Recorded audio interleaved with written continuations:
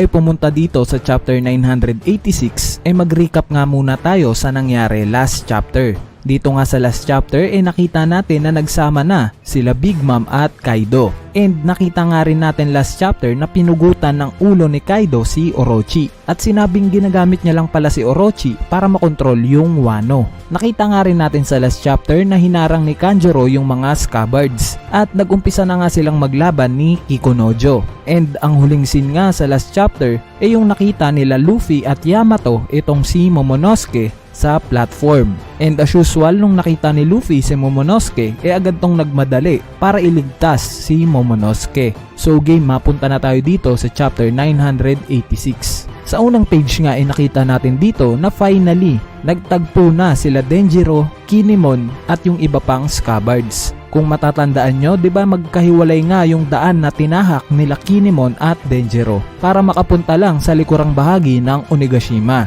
At kung nung huling chapter nga nakita nating naglaban itong sila Kikunojo at Kanjuro, ngayong chapter naman nakita nating nakabagsak na itong si Kanjuro. At dito naalala nga nila Kinemon at Denjiro yung mga masasayang oras ng Scabbards kasama yung master nilang si Oden. And sa next panel naman nakita nating napansin ni Kinemon si Izu. Bali nagkamustahan nga itong dalawa na to. Sa next page naman ito na yung continuation last chapter. Dito nga tinanong ni Kaido yung mga tauhan ni Orochi na kung kakampi ba daw ba sila sa kanya para pagharian ang mundo o mananatili daw ba yung loyalty nila sa patay ng si Orochi. Syempre dahil sa takot na patayin sila ng mga tauhan ni Kaido, sinabi nga ng tauhan ni Orochi na sila Pukurokujo at Hati na oo naman, kakampi kami sa'yo. Dahil wala na nga daw point pa kung magpapatayan tayo dito. Dahil patay naman na si Orochi. Nung sinabi nga yon ng mga tauhan ni Orochi, sobrang nagalit itong si Hyoguro. Dahil ang pinaglalaban nga ni Hyoguro yung samurai's code nila. Na kahit anong mangyari hindi daw dapat masisira yung loyalty mo sa master mo kahit patay na to. Ang best example nga sa ginagawa pa rin yung Samurai's Code kahit patay na yung master nila yung mga Scabbards. Anyway, sa next panel naman nakita nga natin si Big Mom na hawak na sila Nami at Carrot. At dito sinabi nga ni Nami kay Shinobu na wag na daw silang alalahanin. Ang mas importante nga daw si Momonosuke. Kaya dapat daw nahanapin niya to at iligtas. Bali sinunod nga to ni Shinobu at agad nga siyang umalis. At dito sinabi nga niya na totoo daw talaga yung sinasabi ni Oden sa kanila noon pa. Na wala daw kwenta kung si Orochi yung papatayin. Dahil ang pinakakalaban nga daw talaga ng Wano si Kaido.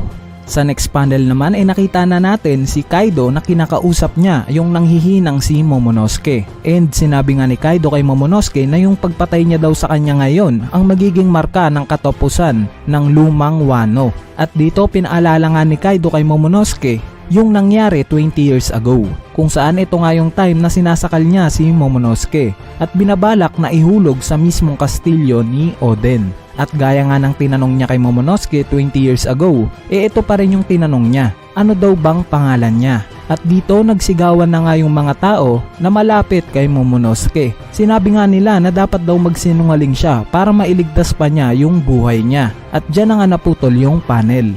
Sa next panel naman nakita nga ulit natin dito sila Luffy at Yamato. Bali sinabi nga lahat ni Luffy yung nalalaman niya kay Yamato. Yung patungkol sa buhay pa yung mga Scabbards at yung patungkol sa anak ni Oden si Momonosuke. At habang tumatakbo nga sila tinanggal na ni Luffy yung handcuffs ni Yamato na halos 20 years nang suot-suot niya. Sa next panel naman nakita natin ulit sila Ulti at Huswu na nakita na rin sila Luffy at Yamato. At ganun rin sila Usopp at Chopper. Nakita nga rin ulit natin sila sa chapter na to. Sa next page naman ito na nga yung pag-aalala ni Momonosuke sa mga magulang niya at kay Luffy. Kumbaga inaalala ni Momonosuke yung tiwala na binibigay sa kanya ng nanay at tatay niya. At ganun rin sa kung paano nilalaban ni Luffy yung pangarap niyang maging hari ng mga pirata. Kaya naman nung nag-sink in lahat yon sa utak ni Momonosuke, dito isinigaw na niya na yung pangalan nga daw niya si Kozuki Momonosuke at siya daw ang susunod na shogun ng Wano. At dito halo-halo nga yung emosyon ng mga nasa paligid ni Momonosuke. Nandyan nga yung mga nagtatawanan at meron din namang naaawa kay Momonosuke. Pero ang pinaka nagulat nga si Kaido. Galit na galit nga si Kaido nung narinig niya yung isinigaw ni Momonosuke. Pero bago pa nga gumawa ng aksyon si Kaido, isinigaw muna ni Momonosuke sa itaas na hindi siya nagsisisi sa ginawa niya. At sinabi pa niyang sana daw makita niya ulit yung kapatid niyang si Hiyuri sa huling pagkakataon. At sa next panel naman ito na yung continuation ng pag-alis ni Luffy sa handcuffs ni Yamato. Bali ang nangyari nga sumabog yung handcuffs na tinanggal ni Luffy kay Yamato. Hindi lang basta pagsabog guys bali sobrang lakas nga ng pagsabog na even sila Luffy tumalsik. So na-realize nga bigla ni Yamato na hindi siya bubuhayin ng pagsabog na yon. Kaya naman sinabi niya na hindi niya na daw tatay si Kaido. At habang nakatingin nga si Kaido sa anak niyang si Yamato, biglang may sumugod sa likuran nila. At ito na pala yung mga scabbards. Bali gulat na gulat nga itong sila King, Queen, at especially si Jack na nakita ulit itong sila Inuarashi at Nekomamushi. And sa next panel naman inatake ni Izu si King at sila Denjiro naman, Kinemon at lahat ng mga scabbards inatake itong si Kaido. Bali nung time ng pag-atake ng 8 scabbards biglang naalala ni Kaido yung presence ni Oden sa kanila. Bali sabihin na natin ito yung trauma na natanggap niya nung time na naglaban sila ni Oden. At dyan na nga nagtapos itong chapter 986.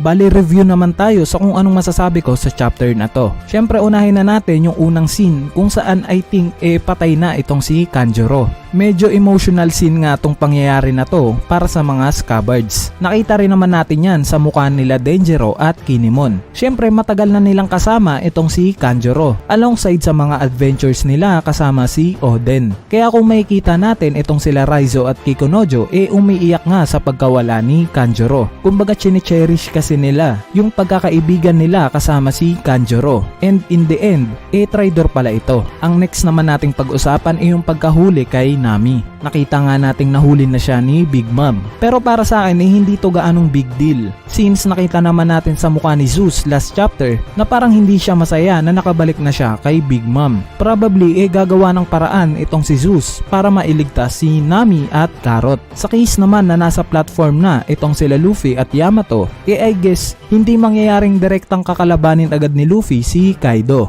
Bakit? Dahil nakita nga natin sa chapter na to yung appearance nila Ulti at Husu. So malaki yung possibility na lalabanan nila Yamato at Husu sila Luffy at Yamato. Sa case naman ng mga scabbards, ito nga yung naging pinaka-highlight sa chapter na to. Nakita nga natin na nag-appear yung presence ni Oden sa mga natitirang scabbards. So probably yung clash na yan yung makikita natin. Bali idadagdag ko lang guys currently nga hindi pa rin natin nakikita sila Brook at Franky. Sa tingin ko may sarili silang agenda na pwedeng isegue para sa kanila ni Oda. Gaya ng pwede nilang makita yung ikatlong road poneglyph or maybe may gawin silang kakaiba na ikagugulat nating lahat. So predictions naman tayo sa mangyayari next chapter. Tingin ko nga next chapter ito na talaga yung makikita nating bakbakan to the max. Kumbaga magiging rumble na to panigurado. Dahil kung maaalala nyo nga di ba nandito na rin sa platform sila Jinbei at Robin. Probably uunahin na itong dalawa na iligtas sila Carrot at Nami. And gaya nga ng sabi ko kanina baka makita natin next chapter na maglaban itong sila Luffy, Yamato at Husu at si Ulti. Nakita nga rin natin na nagkahiwalay na sila Ulti at Page 1. So may possibility na baka magkita ulit itong sila Page 1 at Sanji. Since hindi pa nga rin natin nakikita si Sanji. So pag nagkita sila probably itutuloy nila yung hindi nila natapos na laban. Sa case naman nila Zoro, Eustace Kid at Killer, nakita nga natin sila sa chapter na to na nandun pa rin sa lugar kung nasaan sila nakikipaglaban. Si Marco the Phoenix naman, wala pa nga rin tayong idea so kung saan siya pumunta. At sa case naman ng mga commanders ni Kaido at si Kaido mismo, ito na yung bakbakan na matagal na nating hinihintay. So maybe magkakaroon ng casualty next chapter o kung ano man, maybe may mamamatay, hindi lang ako sure. At si Orochi naman, pwedeng ito na yung time niya para mabuhay next chapter. Since busy na nga si Kaido sa paglaban sa mga scabbards. At yung mga tauhan ni Orochi guys pwede silang bumaliktad kay Kaido any moment. Since nakita naman nila na may palag talaga yung puwersa nila Luffy sa puwersa ni Kaido. So malaking turn around yan pag nagkataon. Dahil as stated nga sa chapter na to, may tag 5,000 na tauhan itong si Orochi. So malaking tulong yung 10,000 na tao para sa puwersa na itong sila Luffy, 'di ba? And that's it. Yan ang chapter review natin patungkol sa latest chapter ng manga na chapter 986. Bale next chapter daw probably ilalabas next week. So malamang walang manga break next week, pero usap-usapan pa lang yan, kaya hindi pa yan official. Anyway, kung sakaling na-enjoy nyo naman tong video na to, wag na kayong mahiyang pindutin yung like button dahil napakalaking tulong na nga yung like nyo para sa ating channel. At syempre wag nyo na rin kalimutang pindutin yung subscribe button para lagi kayong updated pag may bago tayong upload na video. So yun lang.